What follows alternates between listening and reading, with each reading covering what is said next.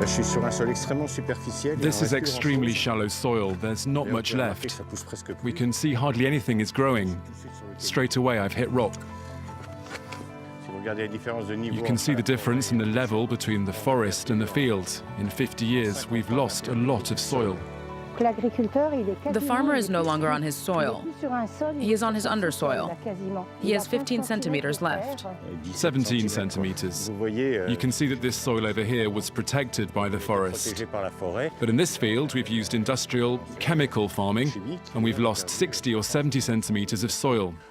We can grow decent yields on 80 centimeters of soil, but with 17 centimeters, we can't grow a whole lot. Claude and Lydia have long known the world's soil has been dying, since they quit their jobs as scientists a quarter of a century ago to warn farmers their habits were killing their future.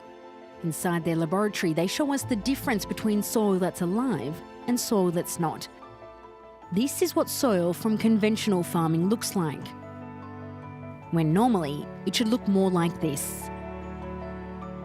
A good soil is between 3 and 5 billion animals per hectare. Per hectare? Per hectare, yes. In the industrial soil, with industrial agriculture, there is 50,000 in place of 5 billion. Oh, nobody. But sometimes there's no activity in the soil. No animals. Is this rare? No, the majority. It is a majority of the soil in Europe, in the world.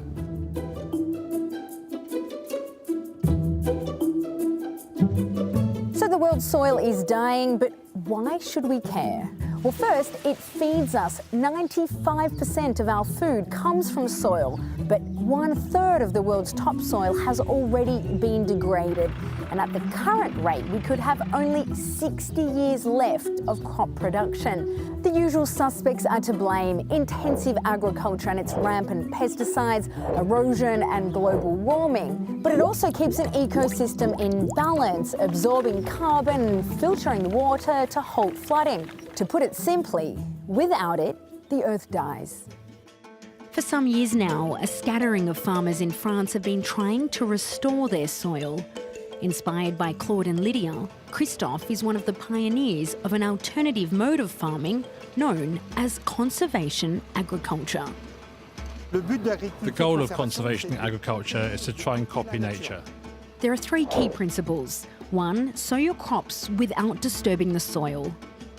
2, keep the soil covered with crop residue or plants at all times. And 3, grow a variety of crops and rotate them rather than sticking with just one. The first few years were difficult, but not long after, some visitors came to help out. And today, Christophe's soil's been given a clean bill of health. When we break it, it's a soil that's held together by its roots, but won't fall apart in water. There are worms, lots of earthworms. They do the work. The only thing I have to do is feed them. They're wonderful creatures. Christophe's harvests are now equal to those before he made the switch. Though he still uses pesticides, the amount has dropped, now 38% less than the average farmer in this region of France last year. Today in France, less than 5% of farmers practice conservation agriculture. But can the method go mainstream? Already it's caught the attention of the largest food company in the world. Here you can see the potatoes arriving. They come from 25 kilometres around the factory. This factory is the home of mousseline, France's hugely popular instant puree. For the moment, the potatoes are grown conventionally, but that could be about to change, because Nestlé is betting on conservation agriculture, a chance to boost its image and secure its income at the same time. With quite a few of our crops, we're having big problems with yield, no matter how much fertiliser or pesticide we put in. Conservation agriculture makes it possible to keep the soil alive and ensure the yields in the crops will be sustainable, that they'll be able to continue in the long term.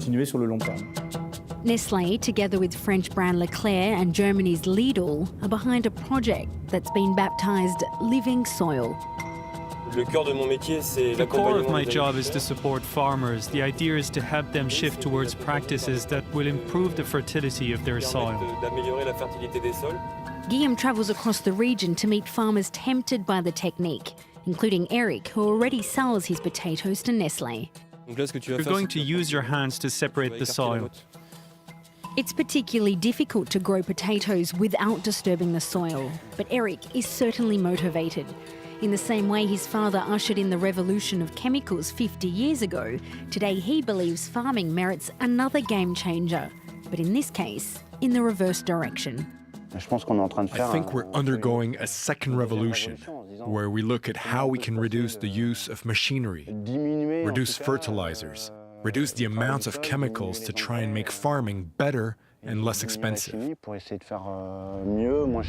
The good news is that dying soil can be regenerated, and some say the ultimate goal should be a mix of conservation agriculture and organic practices, a new holy grail of farming.